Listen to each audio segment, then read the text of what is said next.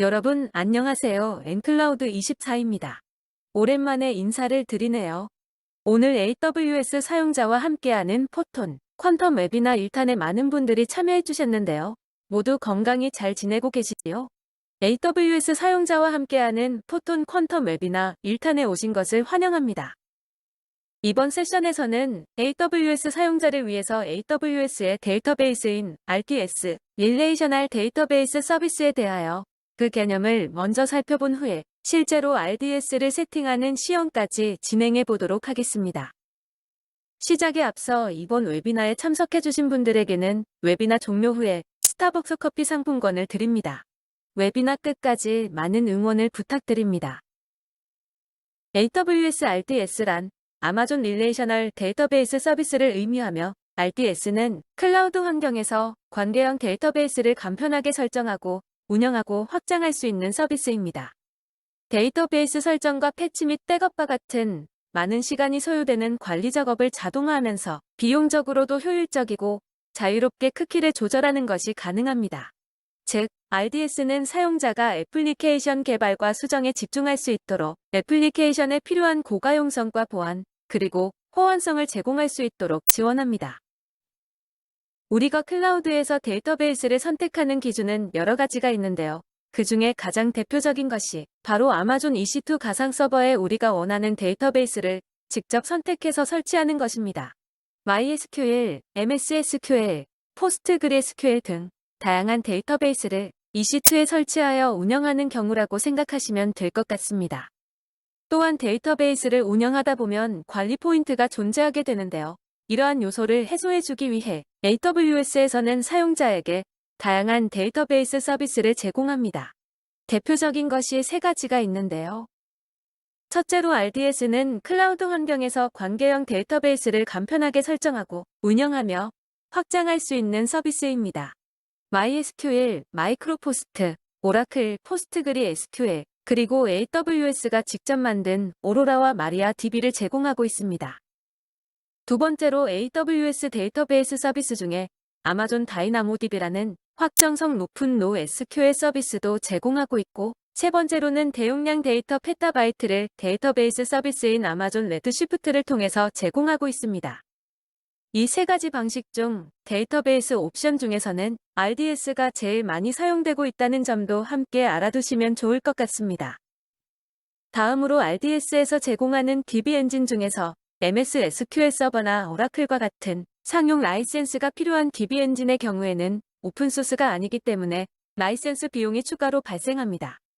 RDS 세팅 시에는 Bring Your Own 라이센스로 선택하여 내가 보유한 라이센스를 그대로 사용할 수도 있습니다. 그 외에 MySQL, PostgreSQL, 마리아DB와 같이 오픈소스인 DB 엔진도 제공하고 있으며 AWS에서 제공하는 오로라도 사용할 수 있습니다. 다음으로 RDS의 특징에 대해 살펴보도록 하겠습니다. 첫째로 RDS는 관계형 데이터베이스를 제공하는데요. 관계형 데이터베이스는 NoSQL과는 반대되는 개념입니다. AWS에서 제공하는 NoSQL은 다이나모DB, 도큐멘트DB, 엘라스틱캐시 서비스 등이 있습니다. 관계형 데이터베이스는 데이터베이스 안의 내용이 정형화되어 있어 테이블과의 관계를 중점적으로 보는 데이터베이스라고 생각하시면 이해가 편할 것 같습니다. 두 번째로 RDS는 EC2, 엘라스틱 클라우드 컴퓨팅, 가상 서버 위에서 동작합니다. EC2 서버는 푸티와 같은 기타 서비스를 통해 서버에 접근할 수 있지만 RDS의 EC2는 직접적으로 시스템에 로그인할 수 없습니다. 그로 인해 RDS EC2의 OS 패치나 기타 관리는 한정적으로 AWS 측에서 EC2를 관리해줘야 합니다. 마지막으로 RDS는 클라우드 와치를 통해 모니터링을 할 수 있습니다. 클라우드 와치는 EC2나 별도의 AWS 서비스를 모니터링하기 위해 사용합니다. RDS에서 에러 로그, 채널 로그 등 다양한 로그를 클라우드 와치를 통해 확인할 수 있습니다. 그렇기 때문에 조금 더 AW 친화적이라고 볼 수 있겠습니다. 넷째로 서브넷과 시큐어리티 그룹의 지정이 필요합니다. 서브넷과 시큐어리티 그룹을 설정할 경우 보안이 강화되어 방화벽의 역할을 하게 됩니다. 즉, 이 포트로 어떠한 포트를 열 것인지, 또 보안 그룹 설정에 따라서 어떤 인스턴스 서비스가 RDS와 통신을 하는가에 대한 부분도 보안 그룹을 통해 설정하게 됩니다. 다섯 번째로 RDS의 스토리지는 EBS, 즉 엘라스틱 블록 스토리지를 활용합니다. EBS 생성 시에는 범용적인 제네럴 펄퍼스와 프로비저닝 IOPS와 마그네틱 중에서 볼륨 타입을 지정해야 합니다. 제너럴 펄퍼스 IOPS는 3000까지 제공하고 좀 더 높은 IOPS를 원할 경우 프로비저닝 IOPS를 선택하시면 됩니다. RDS의 DB 엔진 중 아마존 오로라는 용량을 지정하지 않고 사용한 만큼 가격을 지불하는 구조이고 다른 DB 엔진의 경우 사용자가 값을 지정해줘야 합니다. RDS와 오로라의 가장 큰 차이점은 이용량을 지정해서 사용한다는 점이라고 생각해 주시면 될 것 같습니다. 마지막으로 파라미터 그룹이 있습니다. 이 파라미터 그룹은 루트 유저만 설정 가능한 DB의 설정값들을 모아서 그룹화한 개념입니다. RDS의 SQL 서버나 오라클에서는 DB 인스턴스에 저장된 데이터를 암호화하기 위하여 TDE, 즉 트랜스페런트 데이터 인크립션 이용을 지원합니다. 즉, 볼륨 자체가 EBS를 기반으로 하고 있기 때문에 EBS 인크립션 암호화를 동일하게 지원합니다. 이때 디폴트 마스터키 혹은 생성한 마스터키 두 가지 중 키를 설정할 수 있는데요. 마스터키의 경우 KMS, 즉 키 매니지먼트 서비스를 기반으로 암호화를 지원하고 있으며 디폴트 마스터키는 로테이션을 직접 조정할 수 없고 그와 반대로 본인이 직접 생성한 마스터키의 경우 직접 로테이션을 조정할 수 있는 차이가 있습니다. RDS의 또 다른 장점은 백업과 복구를 손쉽게 할 수 있다는 점입니다. 데이터베이스를 백업하거나 특정 시점의 데이터를 편리하게 복구할 수도 있습니다. 먼저 자동 백업의 경우 기본적으로 설정되어 있고 특정 시점으로 데이터베이스를 복구할 수 있습니다. 최대 35일까지 보관을 지원합니다. 백업을 시행할 때에는 약간의 딜레이가 발생할 수 있지만 멀티 어베일러빌리티 존 구성이라면 스탠바이 DB를 통해서 백업을 수행하기 때문에 딜레이가 발생하지 않게 됩니다. 그리고 다른 한 가지는 스냅샷입니다. 스냅샷은 유저로부터 생성된 데이터베이스에 대해 스냅샷을 뜨는 개념인데요. 스냅샷의 경우 자동 백업과 다르게 35일을 초과해도 유저가 지우기 전까지 보관이 가능하며 아마존 심플 스토리지 서비스 S3에 저장이 됩니다. 즉, 필요할 때마다 내가 저장해 놓은 스냅샷을 통해 데이터베이스를 복구할 수 있고 데이터베이스의 버전과 패치를 자동화하여 관리할 수 있습니다. 그럼 RDS 기본 아키텍처의 하나인 RDS의 멀티 어베일러빌리티 존에 대해서 살펴보도록 하겠습니다. 어베일러빌리티 존은 가용 영역을 뜻합니다. 가용 영역은 하나 이상의 개별 데이터 센터로 구성되어 있는데요. 멀티 어베일러빌리티 존의 구성은 2개 이상의 가용 영역에 걸쳐서 데이터베이스를 구축하고 장애 발생 시 대기 중이었던 스탠바이 DB를 자동으로 동기화합니다. 이는 SQL 서버, 오라클 MySQL, 포스트그레 SQL, 마리아DB에서 지원하며 AWS 오로라는 멀티 어베일러빌리티 존을 설계단에서부터 지원하고 있습니다. 다음은 읽기 전용 복제본에 대한 설명입니다. 리드 레플리카, RR이라고 하죠. 리드 레플리카는 마스터DB의 읽기 전용으로 복제본을 따로 생성하는 것입니다. 쓰기는 마스터DB에, 읽기는 복제본에서 처리하여 워크로드를 분산해줍니다. 즉, 리드 레플리카는 퍼포먼스성 서비스입니다. 또한 각 DB마다 고유 DNS를 할당해주기 때문에 사용자가 접근하여 읽을 수 있습니다. 하지만 멀티 어베일러빌리티 존과의 가장 큰 차이점은 장애 발생 시 수동으로 DNS를 스탠바이 DB로 변경해줘야 한다는 점입니다. RDS의 멀티 리전의 경우는 리드 레플리카와 비슷하지만 다른 어베일러빌리티 존이 아닌 다른 리전에 지속적으로 동기화시키는 DB 클러스트를 생성할 수 있고 각 리전별로 자동 백업이 가능합니다. 또한 읽기 전용 복제본이 있는 리전에서도 멀티 어베일러빌리티 존 구성이 가능합니다. 정리된 표와 같이 사용 목적을 기준으로 멀티 어베일러빌리티 존은 안정성, 즉 높은 가용성을 위한 구성이고 멀티 리전은 장애 복구 혹은 로컬 퍼포먼스로 해당 지역의 빠른 동기화를 위한 구성이라고 할 수 있습니다. 그리고 리드 레플리카는 확장성과 성능을 고려한 구성이라고 이해하시면 좋을 것 같습니다. 액티브 방식은 멀티 어베일러빌리티 존은 멀티 마스터 DB만 읽기, 쓰기가 가능하며 멀티 리전과 리드 레플리카는 마스터에 있는 내용을 복제해서 보여주기만 하는 용도이기 때문에 별도로 쓰지는 못하고 읽을 수만 있습니다. 백업 방식의 경우 멀티 어베일러빌리티 존은 자동 백업으로 인해 계속 스냅샷을 뜹니다. 마스터 DB와 스탠바이 DB는 동일하며 스탠바이 DB가 아무런 행동을 하고 있지 않기 때문에 스탠바이 DB를 대상으로 스냅샷을 뜹니다. 멀티 리전의 경우 나중에 장애 복구를 위해 스탠바이 DB가 마스터 DB로 승격될 수 있기 때문에 자동 백업이 필수입니다. 리드 레플리카는 기본적으로 백업이 활성화되어 있지 않습니다. 주요 데이터들을 마스터 DB에 저장되어 있기 때문에 기본적으로 제공하지 않습니다. 장애 복구 상황인 페일오버의 경우 멀티 어베일러빌리티 존은 장애 발생 시 자동으로 스탠바이 DB로 승격합니다. 그 외 멀티 리전과 리드 레플리카는 수동으로 변경해줘야 합니다. 자, 지금까지 AW의 RDS에 대한 개념을 파악해 보았는데요. 개념의 정리에 도움이 되셨기를 바랍니다. 설명을 놓치신 부분이나 궁금하신 점은 추후 업로드되는 영상을 다시 보시면서 확인해 보시면 좋겠습니다. 함께 해주셔서 감사합니다. 안녕하세요. 저는 엔클라우드 입사의 김민지 매니저라고 합니다. 지금부터 저와 함께 AWS RDS를 직접 생성해 보도록 하겠습니다. RDS는 해당 검색란에 RDS라고 검색을 해주시면 관리되는 관계형 데이터베이스 서비스라고 확인이 됩니다. 이 버튼을 클릭하면 RDS의 리소스가 보이는 화면으로 넘어오게 됩니다. 지금 이 대시보드는 EC2 대시보드와 동일하게 확인이 됩니다. 우선 RDS를 본격적으로 생성하기 전에 내가 어느 리전에 RDS를 생성을 할 것인지 먼저 확인을 하고 해당 리전 클릭 후 RDS를 생성을 해주셔야 됩니다. 생성하는 방법은 리소스, DB 인스턴스를 클릭하셔도 되고요. 데이터베이스 생성 버튼을 클릭하셔도 됩니다. 저는 데이터베이스 생성 버튼으로 진행하겠습니다. 지금 생성하기 위한 페이지로 넘어왔습니다. 저는 표준 생성으로 RDS를 생성해 보겠습니다. 지금 RDS에서 제공하는 DB 엔진은 6가지로 확인이 됩니다.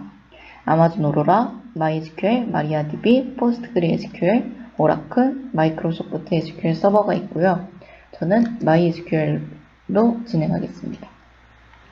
MySQL의 버전은 5.6.34로 생성하겠습니다. 템플릿은 지금 3가지로 나뉘어져 있는데요. 프로덕션의 경우에는 멀티에이지로 구성이 되고요. 개발 테스트, 프리티어는 단일, 싱글 구성으로 생성이 됩니다. 저는 테스트로 생성할 거기 때문에 개발 테스트 템플릿으로 진행하겠습니다. 인스턴스의 식별자를 만들 수 있습니다. 말 그대로 이 해당 데이터의 식별자이며 저는 ncloud24로 하겠습니다. 그 다음은 자격증명 설정입니다. 마스터 사용자 이름 같은 경우에는 로그인 아이디라고 볼 수 있는데요. 저는 어드민이라고 하겠습니다. 그 다음 패스워드 같은 경우에는 자동으로 생성하거나 직접 수동으로 입력해서 생성할 수 있습니다. 저는 자동으로 생성하도록 하겠습니다. 그 다음 DB 인스턴스 클래스입니다. 해당 부분 같은 경우에는 RDS 인스턴스 클래스를 선택하는 단계이고요. 만약 위에 템플릿에서 프리티어를 선택하시게 될 경우에는 버스터블 클래스만 선택할 수 있도록 해당 부분만 활성화가 됩니다. 하지만 저는 개발 테스트를 선택했기 때문에 모든 클래스를 선택할 수 있고요. 저는 메모리 최적화 클래스를 선택하고 db.archive.large를 선택하겠습니다. 스토리지입니다. 스토리지의 유형을 보시면 범용, 프로비저닝된 IOPS, 마그네틱 이 3가지를 제공하고 있고요. 저는 대중적인 범용을 선택하겠습니다. 스토리지의 최소 크기는 20기가입니다. 저는 최소 크기인 20기가로 생성하겠습니다. 지금 보시면 스토리지 자동 조정이라는 부분이 보이실 텐데요. 이 부분은 애플리케이션의 필요에 따라서 데이터베이스 스토리지가 동적 조정을 지원할 수 있는 부분입니다. 내가 만약 최대 스토리지 임계값만 잘 입력해 놓으면 초기 입력해 놓은 해당 20기가가 초과가 돼도 스토리지 값이 자동으로 조정이 됩니다. 저는 스토리지 자동 조정을 활성화해 놓겠습니다. 그 다음은 가용성 및 내구성입니다. 이 부분 같은 경우에는 마스터 DB를 생성하면 자동적으로 스탠바이 DB를 생성할 것인지에 대한 부분이고요. 만약 마스터 DB에 장애가 났을 때 스탠바이 DB가 생성이 되어 있으면은 서비스가 끊기지 않고 스탠바이 DB가 자동으로 승격이 되어서 서비스를 이용하실 수 있게 됩니다. 저는 테스트이기 때문에 대기 인스턴스를 생성하지 않도록 하겠습니다. 그 다음은 연결입니다. VPC의 경우 DB 인스턴스의 가상 네트워킹 환경을 정의해 놓은 것입니다. VPC는 데이터베이스 생성 후에 변경할 수 없기 때문에 해당 부분은 참고하여서 설정해야 됩니다. 저는 디폴트 VPC로 선택하겠습니다. 퍼블릭 액세스의 경우 기본적으로 RDS는 자체 퍼블릭 IP를 부여하지 않기 때문에 내부에 접속할 수 없습니다. 그렇기 때문에 접속을 원할 경우에는 예, 아니오를 선택해서 접속을 해야 됩니다. 예로 설정할 경우 전 세계 어디서든지 이 데이터베이스 주소를 쳐서 자유롭게 접속하실 수 있고요. 아니오를 치시면 자신의 EC2를 이용해서만 접속할 수 있습니다. 그 아래로 내려보시면 추가 구성을 보시면 MySQL의 기본 포트인 3306을 확인하실 수 있습니다. 그 다음은 데이터베이스 인증입니다.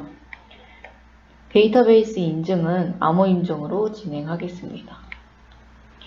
추가 구성을 눌렀을 때 DB 파라미터 그룹에 대한 부분이 보이실 텐데요. 이 경우에는 데이터베이스가 가지고 있는 다양한 옵션들을 설정할 수 있도록 권한을 주는 그룹입니다. 예를 들어서 내가 A그룹에 그 데이터베이스가 만약 한글화 처리를 원하면은 그 그룹에서 한글화 처리를 진행해야 됩니다. 저는 디폴트로 설정하도록 하겠습니다. 그 다음 보시면 자동 백업을 활성화합니다 라는 부분이 보이실 텐데요. 이 부분은 자동 백업을 원하실 경우 해당 란을 체크해서 진행해 주셔야 되고, 백업 보존 기간 같은 경우에도 내가 만약 7일이 아닌 10일 동안 자동 백업된 스냅샷을 보존하고 싶다 그럴 경우에는 10일로 체크를 해주셔야 됩니다. 저는 7일로 설정하겠습니다. 쭉 내리시면 삭제 방지라는 기능이 보이실 텐데요. 삭제 방지 활성화를 클릭하시면 내가 이 RDS를 삭제한다고 했을 때 삭제 방지 기능을 통해서 한 번 더 확인을 하라는 그런 기능입니다. 저는 테스트 용도이기 때문에 삭제 방지 활성화를 체크하지 않겠습니다. 모든 설정을 마무리하시고 보시면 한 달 기준으로 DB 인스턴스에는 $75.92가 발생을 하고 스토리지는 $2.62가 발생을 합니다. 모든 설정을 마쳤으니 저는 데이터베이스 생성을 진행하도록 하겠습니다. 지금 엔클라우드 입사 데이터베이스는 생성 중에 있으며 자격 증명 세부 정보 보기를 보시면 방금 RDS를 생성할 때 입력한 마스터 사용자 이름과 마스터 암호는 자동 생성으로 눌렀기 때문에 이와 같이 자동으로 생성되었습니다. 이 부분은 카피를 하고 닫도록 하겠습니다. 지금 저는 MySQL 엔진과 인스턴스는 db t.medium으로 생성을 진행하고 있습니다. 생성이 완료되는 데까지 잠시 기다리도록 하겠습니다.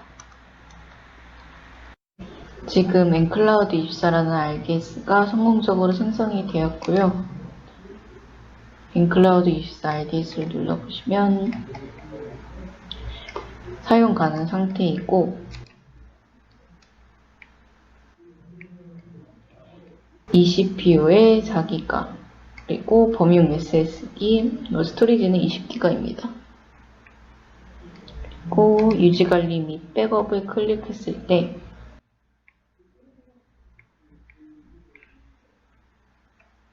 첫 번째로 생성된 스냅샷을 볼 수 있습니다. 이 스냅샷은 자동으로 백업이 되는 스냅샷입니다. 보통 이제 RDS를 이용하는 경우는 이 스냅샷을 통해서 복제본을 생성할 수 있기 때문에 안정성을 높여주는 측면에서 데이터베이스는 RDS를 통해 관리하는 경우가 많습니다. 만약 EC2를 해킹당했을 때 데이터가 모두 EC2로 인해서 삭제될 수 있는 위험성이 있기 때문에 EC2와 데이터베이스는 별도로 두어서 운영을 해주시는 것을 권장드립니다. 성공적으로 RDS를 생성을 했고, 이 RDS는 이제 정행복 강사님께서 포톤 멀티게임 개발 후 RDS에 데이터를 저장하는 것을 보여드릴 예정입니다. 지금까지 RDS 시연을 진행한 엔클라우드24의 김미지 매니저였습니다. 감사합니다. 네, 안녕하세요. 엔클라우드 강사 정현국입니다. 저와 함께 할 것은 이제 포통 퀀텀 설치법부터 해서 서버 접속, 데이터 동기화, 입력 동기화, 멀티 축구 게임 만들기, AWS RDS 포통 퀀텀 탑재 시연을 해보도록 하겠습니다. 그러면 포통 퀀텀 설치법부터 시작하도록 하겠습니다.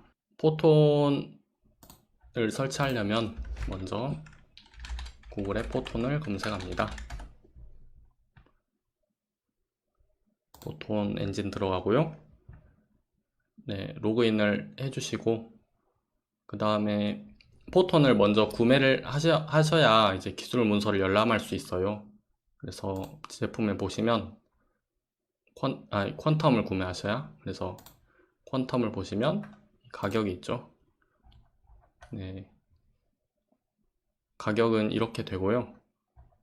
네, 문의를 해서 이렇게 구매를 하셔야 포통 기술 문서가 열람이 됩니다. SDK 또한 이 구매를 하셔야 SDK를 받을 수 있어요. 그래서 저는 먼저 SDK를 다운받도록 할게요. SDK 누르고 그 다음에 퀀텀을 선택하고 이 퀀텀을 상세 정보 눌러줍니다. Get Quantum SDK를 누릅니다.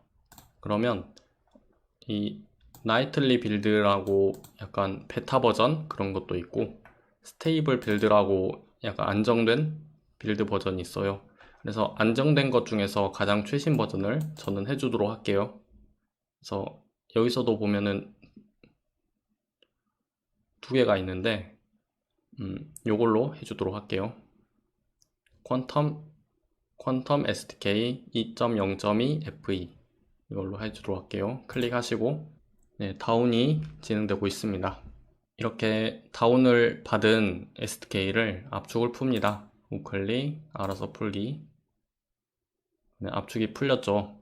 그러면 여기 안에를 봐보시면 이제 퀀텀 코드 부분이 있고 퀀텀 유니티 부분도 있어요. 유니티는 바로 프로젝트 임포트 하면 되는 거고요. 코드 부분이 이제 여기도 쓰는데 이것이 이 퀀텀 코드 부분이 동적 라이브러리를 만들어서 DLL을 만들어서 유니티에 임포트를 시켜요. 그래서 조금 더 복잡한 감이 있고, 그래서 유니티를 먼저 임포트 해줄게요. 요거 유니티 허브 열고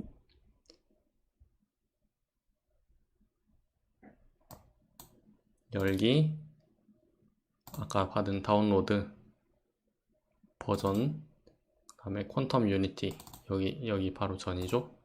이거를 선택하고 해줍니다.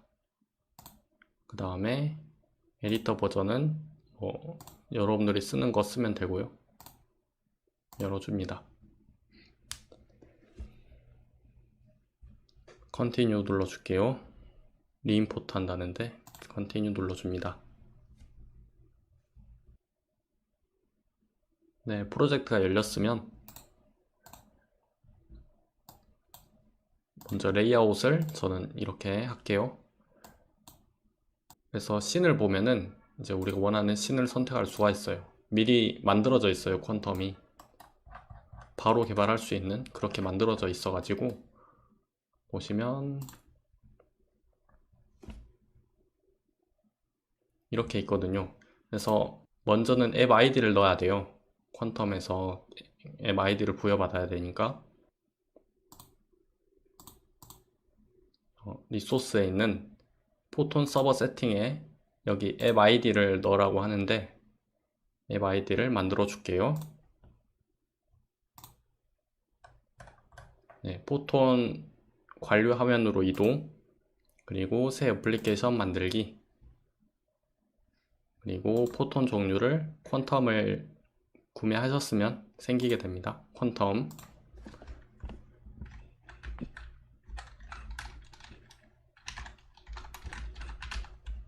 이름을 정해주고 설명은 똑같이 해줄게요. 네, 작성을 했으면 아까 만든 어플리케이션 아이디를 복사하고 여기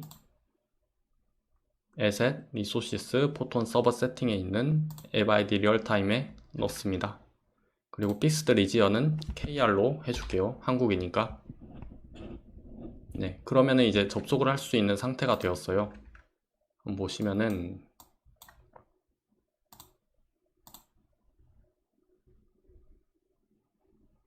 네, 한 명이 접속을 하고 한국으로 그래서 국가도 선택을 할 수가 있어요. 한국으로 닉네임 정해주고 다음에 이게 제일 레커멘드 하니까 추천하니까 이걸로 해주고요.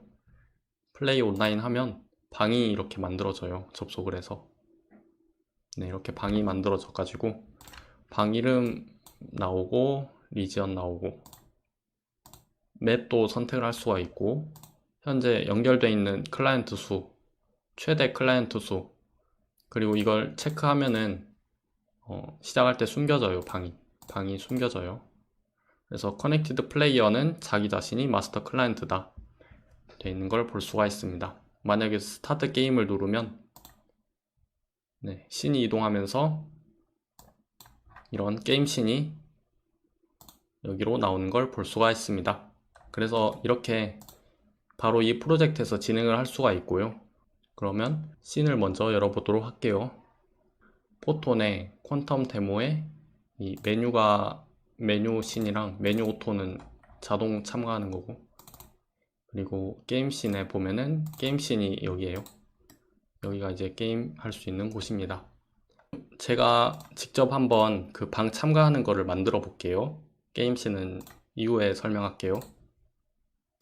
먼저 폴더 씬 만들고 새로운 씬 만들어 줍니다. 열어주고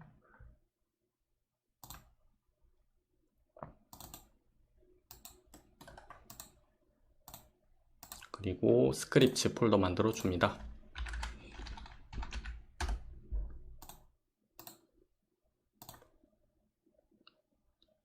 그 아래 네트워크 매니저 만들어 줄게요. 이거는 이제 참가하는 것부터 방 만드는 것까지 하는 과정을 알려드릴게요. 그래서 빈게임 오브젝트 네트워크 매니저 트랜스폼 리셋 넣어주고 열어줍니다. 유징 포톤의 리얼타임 사용하고 유징 퀀텀을 사용합니다. 네, 그리고 연결과 관련된 부분 i 커넥션 콜백이 연결과 관련된 부분이거든요. Alt 엔터 눌러주면 인터페이스 구현해주면 엄청 많아요. 그래서 연결과 관련된 콜백들이 다 여기로 나오는 거고, 또 인터페이스 하나 i 매치메이킹 콜백, 이거는 이제 마스터 서버 이후에 방이나 매칭에 관한 것입니다. Alt 엔터 인터페이스 구현해주면 전부 다 이렇게 구현이 돼요. 엄청 많죠. 그래서 저는 이걸 깔끔하게 하기 위해서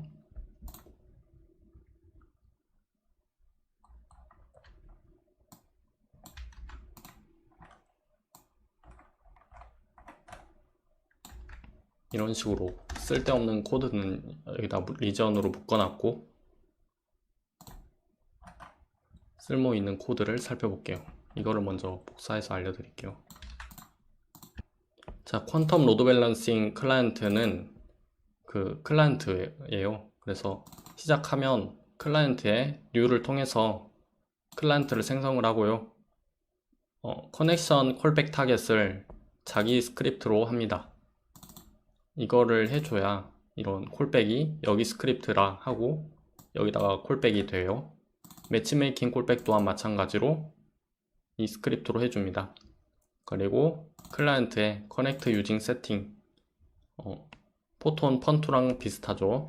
그래서 여기서 세팅 안에 넣어갈 것은 포톤 서버 세팅에 있는 앱 세팅 그대로 넣으면 되고요. 포톤 서버 세팅은 리소시스에 있는 포톤 서버 세팅, 여기 있는 정보를 그대로 넣어주는 겁니다. 여기에 뭐 픽스드 리전도 있고 여러가지 버전도 있고 그렇죠. 그리고 두 번째 인자는 이제 닉네임이에요.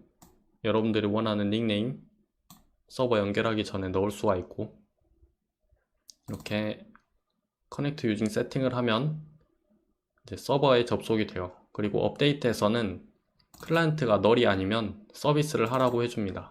이거를 해줘야 클라이언트가 계속 서비스가 되는 거예요. 이걸 해줘야 이게 콜백이 다 들어와요. 그래서 여기서 접속을 하면 onConnected to master가 되는데, 방을 여기서 마스터, 여기서는 펀2와는 다르게 로비가 없어요. 로비라는 개념은 없고 마스터에서 막 정보도 볼 수 있고 그렇거든요. 그래서 마스터라는 걸 알아두시고 여기서 바로 방을 만들어 줄게요. 그래서 entered room param, 여기 클라이언트에 op join all create room 또는 뭐 엄청 여러 가지 있어요. 클라이언트에 뭐 방과 관련된 op create room, join all create room, join random all create room, 뭐 join random room, join room, leave room, rejoin room 여러 가지 있거든요. 그래서 여러 가지 맞게 하면 되고, 그 마우스 올려보면 엔터, 매개 변수로 entered room 파람이 들어와요. 그래서 new로 해서 만들어주고 룸 네임을 적어줍니다. 그 다음에 엔터드 룸의 룸 옵션에는 새로 new 룸 옵션을 해서 뭐 최대 플레이어가 몇 명이 될 건지, 그리고 뭐 방이 열려 있는지, 방이 보이는지, 그리고 그 끊어질 때 시간은 얼마나 걸릴지, 얼마 동안 대기를 할 건지, 그런 것들 여러 가지 인자를 또 설정을 해줄 수가 있습니다. 그래서 지금은 방에 참가하거나 방의 이름으로 만드는 걸로 했어요. 그래서 결국에는 둘 다 참가가 되면 on joined room이 콜백이 되겠죠. 여기부터는 매치메이킹 관련된 부분일 거예요. on joined room에 됐으면은 이제 각종 설정을 할 수가 있는데, 방을 이제 게임을 진짜 시작하려고 new quantum runner의 start 파라미터 해서 여기서 플레이어 카운트, 로컬 플레이어 카운트는 int 플레이어 카운트 몇 명이 될 건지 그런 걸 설정해 주는 거고, 저장하면은 여기에 뜨게 돼요. 그래서 2명이 최대로 할 거다 할 수가 있고, 컴피그 같은 경우는 뭐 추가해도 되고 안 해도 되는데, 뭐 맵 세팅이나 아니면은 시뮬레이션 컴피그가 이거거든요. 여기에 이런 거 있어요. 그래서 뭐 필요하다면은 이런 것도 데이터도 넣어 줄 수가 있겠습니다. 자, 그 다음에 이 파람을 가지고 퀀텀 러너에 있는 스타트 게임을 하면 이제 게임을 시작하게 되거든요. 방에 참가하는 거랑 게임을 시작하는 거랑은 다른 거예요. 그래서 게임을 시작할 때 클라이언트 아이디를 넣어요. 그래서 클라이언트의 유저 아이디, 고유의 아이디를 넣고 현재 인자 파람으로 넣게 됩니다. 그러면 게임이 시작되게 돼요.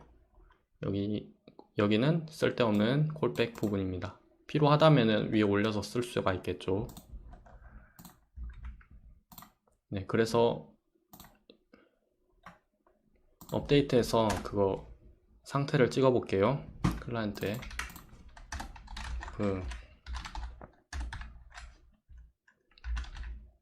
클라이언트가 난널이면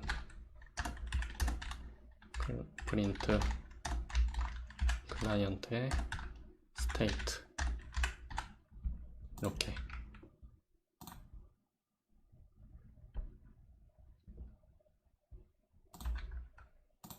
네트워크 매니저 메뉴를 올려줄게요. 플레이하면 네, 제대로 조인이 됐네요. 그죠? 네임 서버 그 다음에 어소시케이팅 커넥트 마스터 서버 됐고 여기서 바로 방에 참가하도록 했으니까 조이닝 그리고 커넥팅 투 게임 서버 그 이후에 조인드까지 뜨는 걸 볼 수가 있습니다. 그리고 경고창이 이런 게 뜨는 게 있는데 비주얼 스튜디오 에디터를 업그레이드 해주라고 해요. 윈도우 패키지 매니저 여기 인 프로젝트에 있는 비주얼 스튜디오 에디터를 업데이트 해줍니다. 네, 그러면은 이제 방에 참가해서 게임을 시작하는 것까지 해봤습니다. 연결부터 방까지 이동하는 과정이었고 실제로 게임을 만들 때는 실제로 그 플레이어를 생성하고 움직이고 하는 거는 퀀텀이 ECS 기반이다 보니까 코드가 되게 복잡해요. 뭐 포인터 들어가고 외부 코드에서 DLL을 만들어서 해야 되고 하니까 좀 많이 복잡한데 한번 해보도록 할게요. 그래서 이 튜토리얼은 어디서 봤냐면 기술 문서 제품의 퀀텀을 선택하고 튜토리얼에 있는 러닝 트레일 여기에 있는 헬로우 퀀텀 2.0 이 동영상 보고 이 강좌대로 하는 겁니다. 이거 일부 공개로 돼 있어서 유튜브에서 바로 검색하면 안 나오고 여기로 접속해서 튜토리얼 러닝 트레일 해서 여기서 이제 동영상을 봐주시면 감사하겠습니다. 이 튜토리얼 기반으로 저도 또한 설명을 할게요. 우리가 퀀텀 유니티 프로젝트를 열 때 이렇게 메뉴 그리고 게임씬이 미리 세팅이 돼 있어요. 여러 가지. 그래서 메뉴는 뭐 접속해서 참가하는 거고 게임이 이제 실제로 게임하는 부분이니까 여기도 보시면은 뭐 퀀텀 러너 로컬 디버그 해서 뭐 플레이어를 설정해 준다 콘피그 설정해 준다 여러 가지 있고 맵 데이터 있고 그리고 로컬 인풋 입력을 담당하고 퀀텀 스탯 이것이 이제 여기에 보이는 것들 그래서 퀀텀 스탯 요거가 캔버스이기 때문에 지금 이거 안 보이면 좋겠죠. 그래서 하이라키에 여기 이렇게 해줍니다. 눈 모양 눌러주면 되고요. 그래서 먼저 바닥부터 만들어 줄게요. 바닥을 만들 때는 우클릭 퀀텀 3D 박스 엔티티 해줍니다. 왜 그냥 큐브로 안 하냐? 큐브로 하면은 콜라이더가 충돌 처리가 안 될 수가 있어요. 그 위에 떠 있는 콜라이더랑 다르거든요. 그래서 퀀텀의 3D 박스 아까 박스 엔티티였죠. 박스 스태틱 콜라이더. 스태틱과 엔티티의 그냥 차이점은 이거는 움직일 수가 없어요. 스태틱이라서. 그래서 콜라이더 영역만 지정해주고 움직일 수가 없기 때문에 데이터에서 전략이 되고요. 고정된 배경이나 물체라면은 스태틱으로 해주는 걸 추천드립니다. 이거를 플로우로 이름을 변경할게요. 그리고 크기를 X와 Z를 10씩 해줍니다. 빛은 좀 위로 올려줄게요. 카메라 선택하고 컨트롤 쉬프트 F 해줍니다. 더 가까이 해줄까요? 네, 이렇게 해줄게요. 그러면 이렇게 됐고, 그 다음에 플레이어를 또 만들어 볼게요. 우클릭, 퀀텀, empty entity, 빈 게임 오브젝트거든요. 이름을 플레이어로 변경할게요. 그리고 빈 게임 오브젝트이기 때문에 엔티티 프로토타입과 엔티티 뷰가 있어요. 프로토타입에서는 뭐 그 특성을 정의하고요. 뷰는 네트워크를 담당해요. 그래서 이게 기본적으로 두 개가 딸려고 와요. 그래서 보시면은 여기가 이제 그냥 투명한 거니까 이 플로어를 조금 내려줄게요. 그 다음에 플레이어 보면은 플레이어에다가 우클릭 3D 오브젝트 큐브를 만들어 줍니다. 그 다음에 큐브가 너무 크니까 스케일을 x 0.5, z도 0.5 해줍니다. 그리고 지금 얘를 보시면은 콜라이더가 없죠. 콜라이더가 없어요. 큐브에는 있는데 이 큐브는 이 콜라이더는 다른 거예요. 그러니까 네트워크 동기화를 위한 콜라이더가 아니고 그냥 콜라이더라서. 그래서 플레이어를 선택하고 트랜스폼을 3D로 바꿔줍니다. 2D 공간이라면 2D로 해주면 돼요. 그리고 피직스 콜라이더 3D를 체크합니다. 탭 여기 누르고 화살표 누르고 쉐이프 3D가 있죠. 타입을 박수로 바꿔줍니다. 그 다음에 익스텐드를 바꿔주면 콜라이더가 커지거든요. 0.25, Z도 0.25, Y가 0.5 해주면 크기가 맞게 되죠. 그죠? 이게 콜라이더예요. 퀀텀에 존재하는.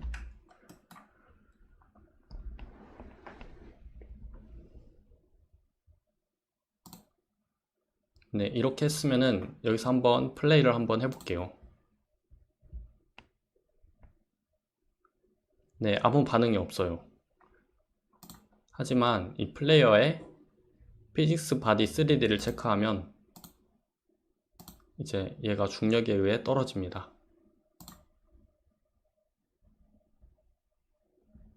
네, 중력에 의해 떨어지는 걸 볼 수가 있고, 이게 콜라이더가 깜빡깜빡 거리거든요. 왜 그러냐면 멈춰 있는데 계속 업데이트를 해버리기 때문이에요. 지금 멈췄네요. 그래서 만약에 이런 거에도 최적화가 필요하다면은 리소시스 db config에 있는 시뮬레이션 config 여기서 피직스에서 allow sleeping을 체크합니다. 그리고 0.5초가 되면은 멈춰 있다면 0.5초 동안 잠을 자라고 합니다. 잠자면은 얘가 0.5초 후에 움직이지 않게 돼요. 깜빡깜빡 안 하게 돼요. 그러면 얘를 이제 우리가 키보드로 WASD 또는 화살표로 움직이고 싶어요. 그렇게 하려면 캐릭터 컨트롤러를 쓸 건데 먼저 피직스 바디 3D를 체크 해제해 줍니다. 그리고 여기 Add Entity Component 누르고 Entity Component 캐릭터 컨트롤러 3D를 눌러줍니다. 맨 아래 컴포넌트가 들어오게 되고 이 config는 여기 찾아보면 하나 디폴트 캐릭터 컨트롤러 3D가 있어요. 선택해 줍니다. 그러니까 이거죠. 여기에 뭐 오프셋이라든지 라디우스 이런 거 다 조정할 수가 있는데 플레이 해볼게요. 네, 지금 이게 이제 캐릭터 컨트롤러의 그 영역이에요. 그래서 여기서 좀 조정해야 될 부분이 오프셋을 좀 조정해야 됩니다. 마이너스 0.1 그리고 라디우스를 0.4였나? 네, 맞네요.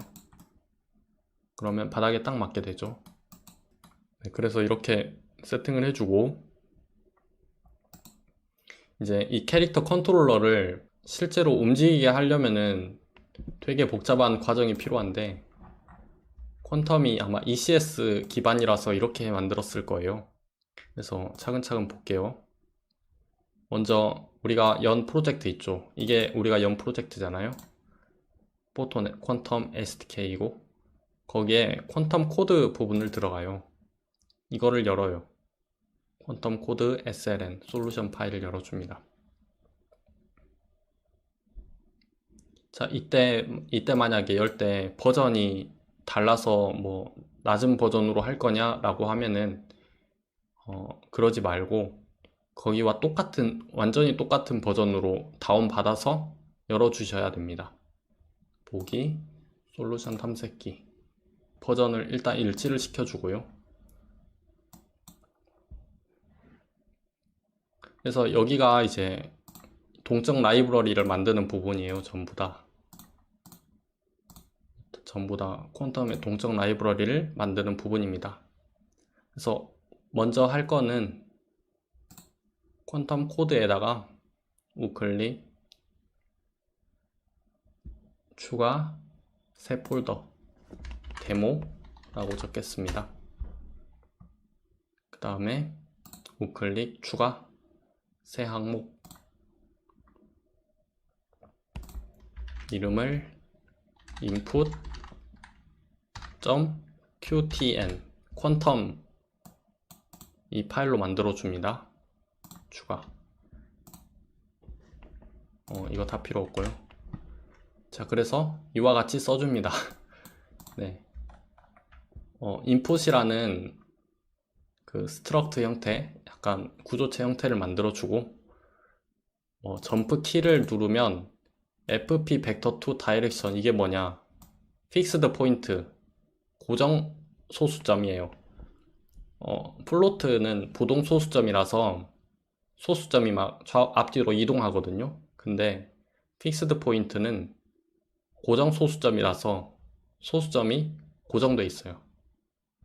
아시겠죠?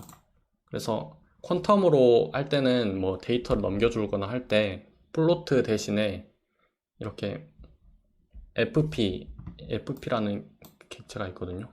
그래서 FP 방식으로 고정 소수점으로 데이터를 넘겨주는 거를 추천을 드리고요. 그래서 다이렉션은 이제 벡터 2 형태로 다이렉션 방향으로 표시합니다. 네, 컴포넌트는 이제 플레이어를 실제로 이어주는 역할인데,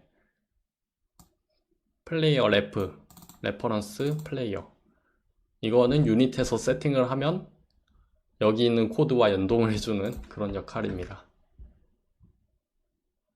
네, 그 다음에 할 거는 여기 데모에다가 추가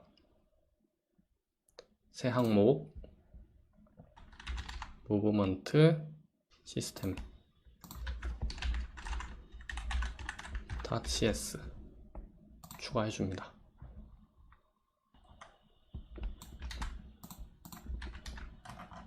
자, 좀 길죠? 자, 제가 복사 붙여넣기를 했는데 이렇게 뜨는 이유가 있어요. 이 인풋 퀀텀이 그 인식을 못하고 있거든요. 이거를 이렇게 빨간 줄이 뜨거나 할 때는 퀀텀 코드 솔루션 탐색기에 퀀텀 코드 우클릭 다시 빌드 해줍니다. 그러면 됐습니다. 여기는 좀 이따 할게요. 아직 중요한 부분이 아니니까. 여기 함수까지.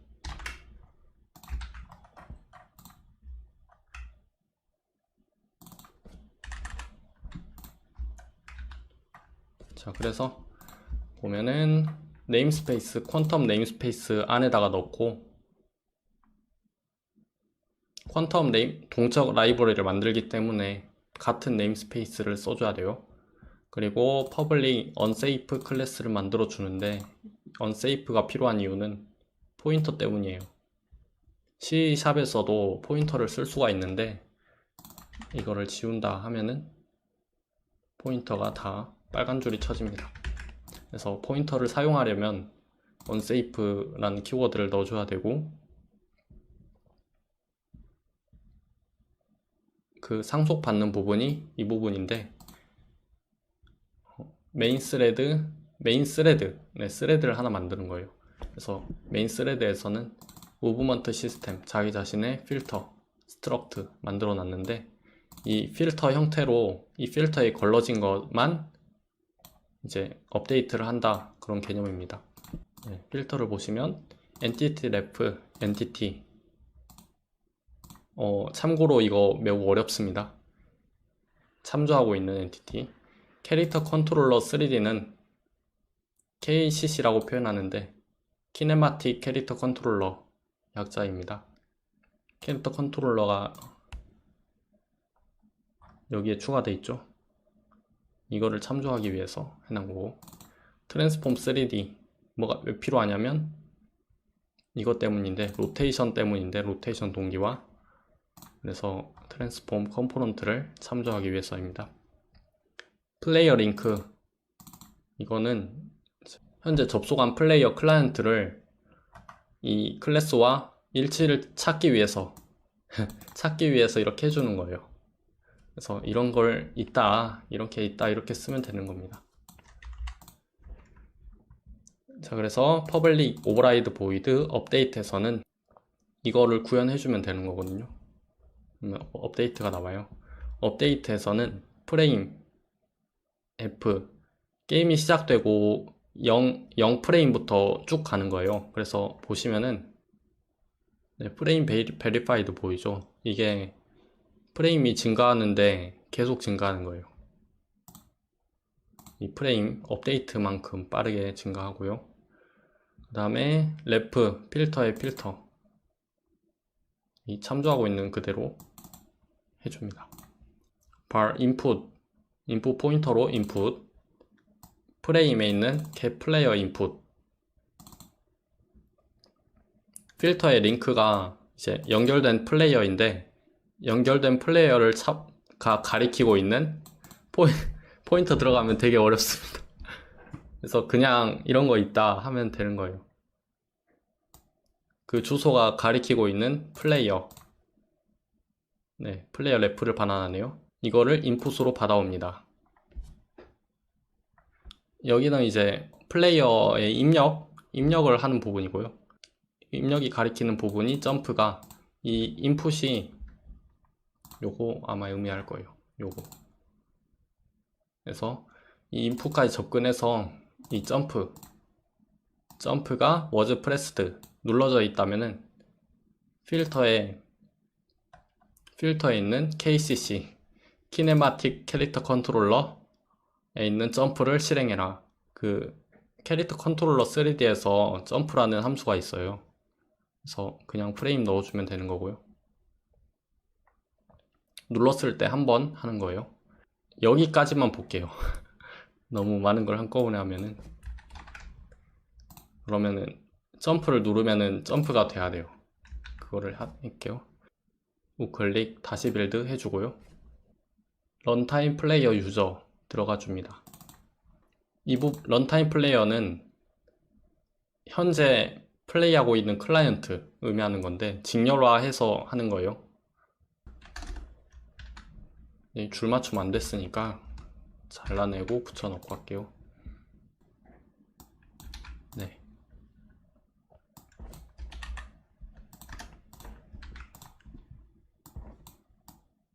쓸데없는 거 지우고, snref entity prototype, 이거는 퍼블릭이어서 나중에 인스펙터에 드러나요. 그래서 snref entity prototype은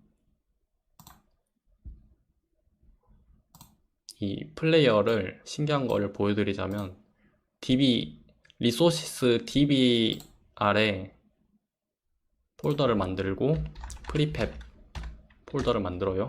s 붙여줄게요. 프리팹스. 그리고 플레이어를 여기다가 넣어요.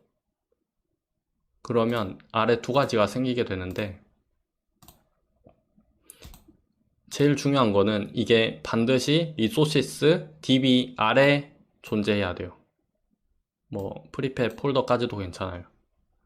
그러니까 DB에 자식으로 있는 폴더도 괜찮은데, 만약에 이런데 바깥에 있다 하면은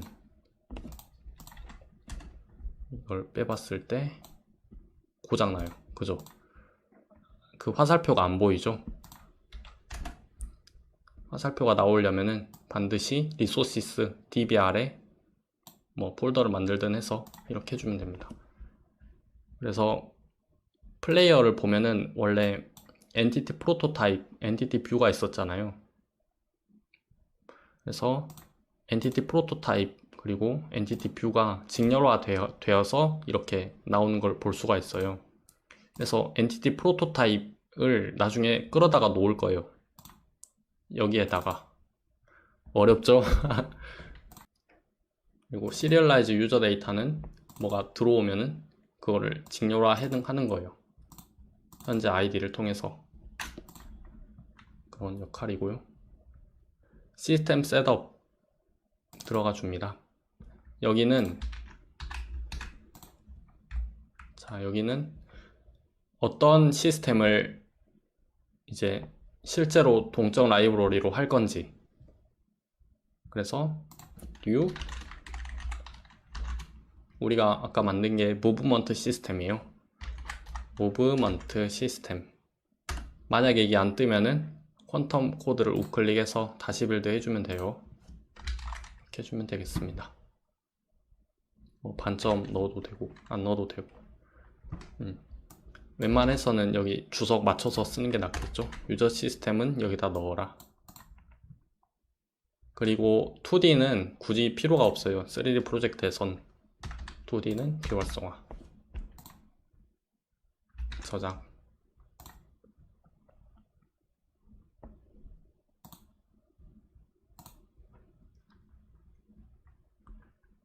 그 다음에 우클릭 다시 빌드 해줍니다. 그럼 여기는 모든 준비가 끝났어요. 유니티로 돌아갑니다.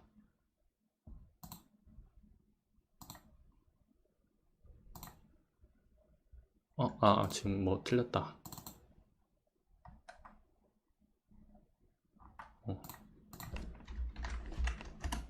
빌드가 안 됐었네요. 다시 빌드.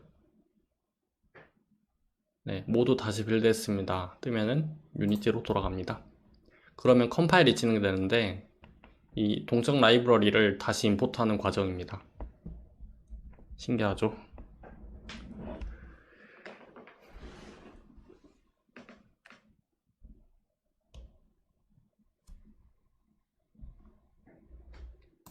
네, 임포트가 되는 것 같고,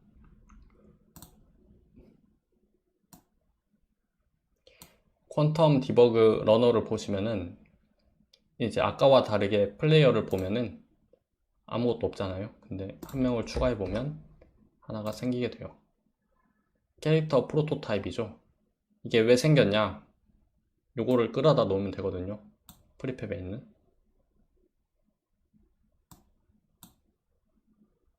미싱? 왜 미싱? 알았다. 왜 그런지 알았습니다. 이게 유니티에 업데이트 해야 되는데, 유니티에서도 컴파일이 또 필요한 과정이 있어요. 그래서 추천드리는 게 퀀텀에 있는 제너레이터 에셋 리소시스를 눌러줘야 이렇게 코드 업데이트가 되거든요. 그래서 뭔가 바뀌었다, 뭔가 이상하다 하면은 이거 한 번씩 눌러주고 또 해보시기 바랍니다. 이제 요거 만약에 엔티티 컴포넌트 플레이어 링크 여기서 add 컴포넌트로 추가하셨죠. 그러면은 플레이어를 체크하고 뭐 숫자를 입력하는데 뭐 1로 할 건지 한 명으로 할 건지 인덱스가 1번인지 그런 거예요. 그리고 여기도 넣어줘야 돼요. 캐릭터 컨트롤러 3D 찾아보면 디포트가 있어요. 넣어줍니다.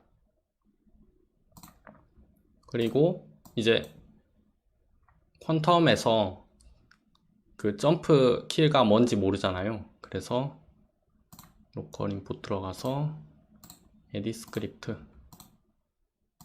여기 폴 인풋이 입력 관리하는 데인데 여기 사이에다가 넣어줍니다. i의 점프, 우리 인풋, 퀀텀 인풋, 그 동적 라이브러리 점플은 유니티 엔진에 있는 인풋, 이거 써야 돼요. 이거 안 쓰면은 어떤 인풋인지 몰라요. 유니티 엔진에 있는 인풋에 겟 버튼 점프, 스페이스죠. 점프 누르면 여기와 동일하다. 그리고 엑시스 호리즌탈은 뭐 X로 하고 버티컬은 Y로 한다. 그리고 I의 다이렉션은 new 벡터 2 XY가 그냥 일반 플로트 벡터 2인데 그거를 to FP 벡터 2 픽스드 포인트 고정 소수점 형태로 바꿔줍니다. 이렇게 하면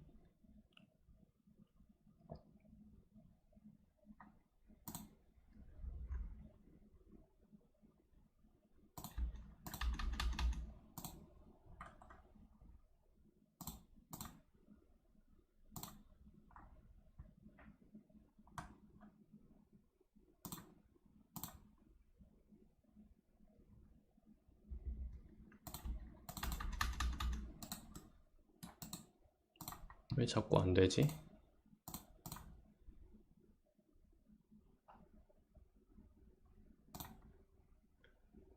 이거 때문에 안 되거든요.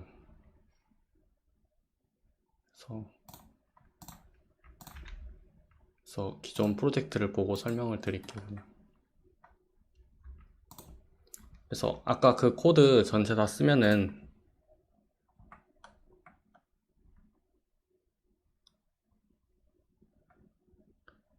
코드 전체 다 쓰고 그 메뉴에서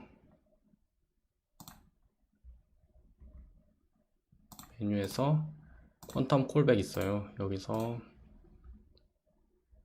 4시까지요.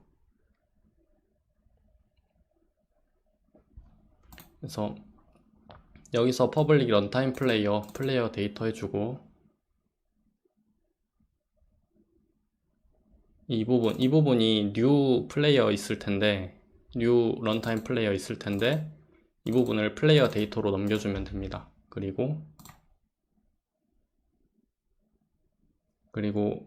여기 열어서 캐릭터 프로토타입에 우리 캐릭터 엔티티 프로토타입 넣어주고 또 여기서 수정할 거는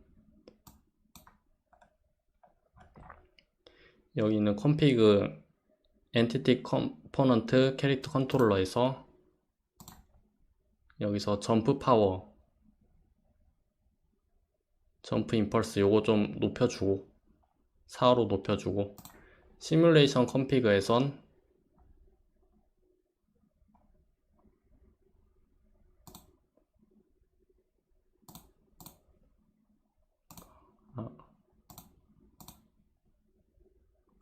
이러면 되는 것 같아요. 이러면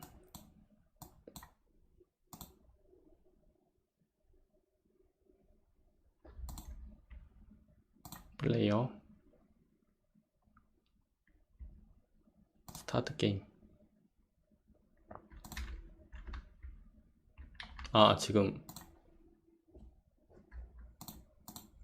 게임씬에 프리팹을 놔주고 했네요. 다시 메뉴로 가서 플레이어 플레이 하게 되면 이렇게 나오면 이제 정상입니다. 우리가 원하는 방향으로 가게 되고 퀀텀이 제 생각에는 되게 어려운 것 같아요. ECS 기반이라서. 그래서 좋은 점은 뭐냐면 퀀텀에 ECS 기반이기 때문에 이게 굉장히 여러 개 있어도 그 동교와의 그런 큰 영향이 그런 게 없다는 거예요. 굉장히 여러 개 플레이어 생성을 해도 아주 좋다는 겁니다. 그러면 이걸 멀티로 해볼게요. 빌드 세팅, 플레이어 세팅. 그리고 여기가 IL2 CPP라면 모노로 해주세요. 레졸루션 프레젠테이션을 윈도우 960, 540으로 했어요. 그래서 빌드를 하면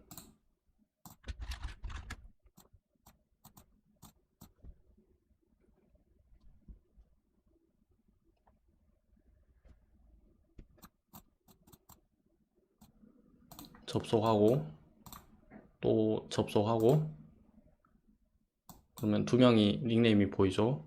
스타트 하면은 게임이 시작되고 이렇게 각자 플레이어가 컨트롤 하는 대로 움직이는 걸 볼 수가 있습니다. 잘 되죠. 여기까지가 그 퀀텀의 튜토리얼이었습니다. 그 퀀텀의 자세한 세부 사항은 이제 다음 웨비나도 있으니까 그때 더 깊이 다루도록 하겠습니다. 플레이어의 기본적인 움직임까지 했습니다. 그리고 축구 게임 만들기 같은 경우는 이제 프로젝트가 있어요. 그래서 프로젝트를 뜯어보는 그런 시간을 갖도록 할게요.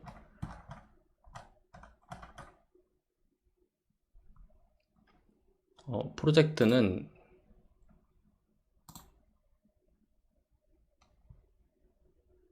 퀀텀의 샘플에 사커 있거든요. 사커에서 다운로드 하면 됩니다. 다운로드 프로젝트 하면 되고, 그래서 프로젝트를 열어볼게요. 다른 것도 받아봤어요. 뭐 오토체스, 로그보바, 체스, API 샘플 이런 것도 해봤는데 사커가 제일 낫더라고요. 그래서 사커.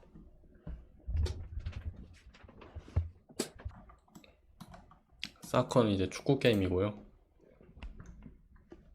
그래서 게임씬에서 혼자 먼저 플레이할 수도 있어요.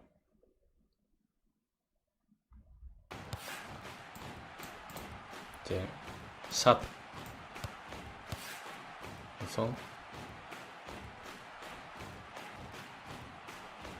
자책골도 넣을 수가 있고 이렇게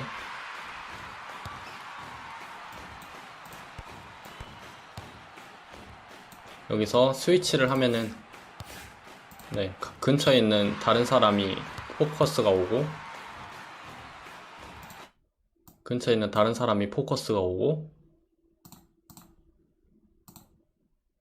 슬라이드를 하면은 태클을 걸 수가 있어요. 그래서 이거 빌드에서 한번 두 명이서 한번 해볼게요. 일단 프로젝트 세팅, 플레이어, 레졸루션을 윈도우 960, 540으로 할게요.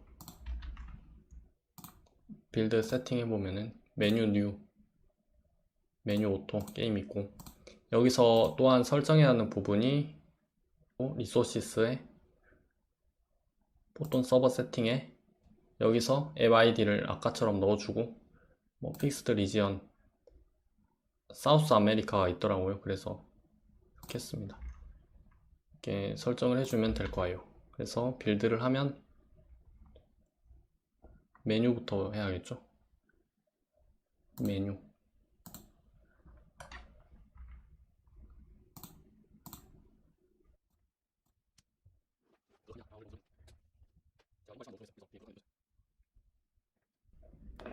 퀀텀이 아마 제일 빠른 데이터 위에서 온 것 같아요. 그래서 보면은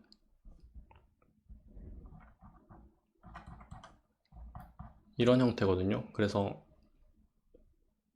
시뮬레이션하고 보여지는 부분은 전체 다 유니티한테 맡기고 유니티에서 계산하게 하고 그 제일 중요한 계산하는 부분이 퀀텀에서 제일 빨리 시행되고 나머지는 유니티가 알아서 하게. 그래서 계산하는 방식을 ECS 방식으로 한 것 같아요. 제일 빠르게 수많은 오브젝트가 있어도 처리가 쉽게끔 메모리 좋게끔 그렇게 한 것 같습니다. 근데 그렇게 하는데 개발하는 건 되게 힘든 것 같아요. 아까 보셨죠? 그 캐릭터 컨트롤러 하는 것도 되게 힘들고. 그래서 빌드가 되었으면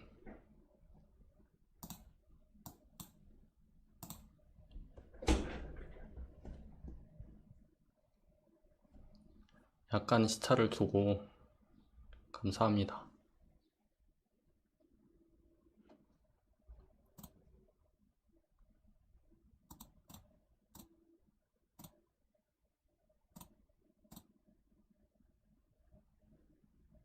됐다. 그런 것 같아요, 시차. 그래서 그래서 지금 얘는 얘고 얘는 얘예요. 그래서 자기 팀한테 패스 공유가 되고 있고, 제 인터넷 상황이 안 좋기 때문에 지금 이런 겁니다. 끊기는 겁니다. 그래서 여기서 또한 두 명이서 게임을 할 수가 있습니다. 이렇게. 얘네들은 보스로 조금 AI가 있어서 알아서 움직이는 건 움직여요. 그래서 만약에 이렇게 패스도 할 수 있고, 같은 팀한테 패스도 할 수 있고, 이렇게 알아서 뺏고 얘네들.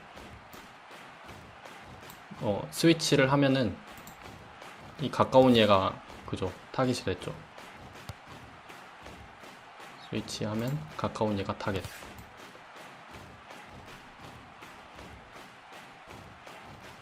그래서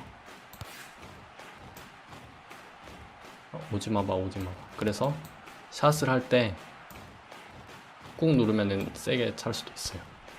이것도 디스코드 있는 분이랑 게임을 했는데 재밌었어요. 그래서 이 시간초가 되면은 다음 판으로 넘어가고 해서 등수도 매겨집니다. 그래서 이런 프로젝트가 있다. 이런 프로젝트는 대충 보면은 엔티티 이게 공이고요.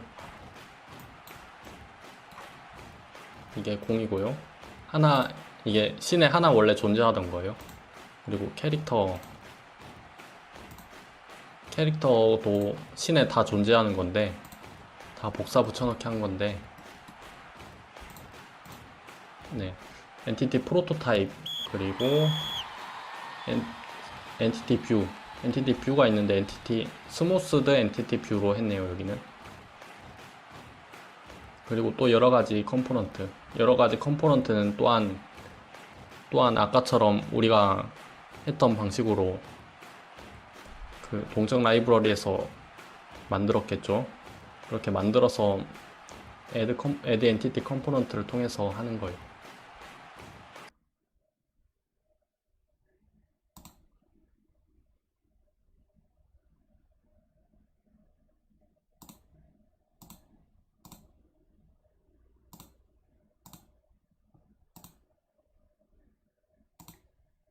여기서 뭐 캐릭터 리소스 좀만 수정해도 바로 이제 출시할 정도로 되지 않을까요? 라이센스 확인하시면서. 그래서 이게 이제 이 콜라이더가 그 퀀텀에 있는 콜라이더고요. 여기서 또한 뭐 맥스 스피드라든지 엑셀러레이터라든지 속력은 여기로 들어오겠죠. 거기로 이동하라고. 그리고 타이머도 있네요. 여러가지 봇 하는 것도 있고 AI 있고. 그렇습니다. 2D 기반이네요.